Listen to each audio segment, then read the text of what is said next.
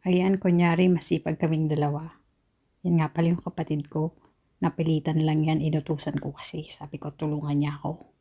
Ayan, sige, siya na. Sundan mo si Carla, takot na siya, nagtago na. Hindi ako magaling mag-mower, pero sige lang. Ikot-ikot, atras abante, ganun lang naman yun, matatapos din. Nawala na yung kapatid ko. Kesa naman umupa pa kami ng magdadamo. Kaming dalawa na lang. Makatipid pa kami. At saka exercise na rin. Dahil ayan nga, mataba na ako. Madami pa yan, lilipat pa kami sa kabila, sa harap ng bahay. Andito na kami sa harap ng bahay, kaso ang dami ng damo.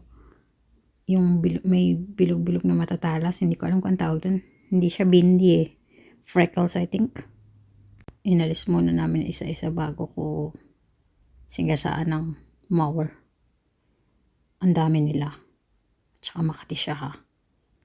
Ayan, dali-dali nga kaming dalawa kasi nagdidilim na. Hindi ko na makita. Pagkatapos niya nag-mower na ako kasi hindi ko na na-videohan. Lumipat ako sa kabila kaso di na nag-on ang aking mower. Ayan yung side na yan natapos din.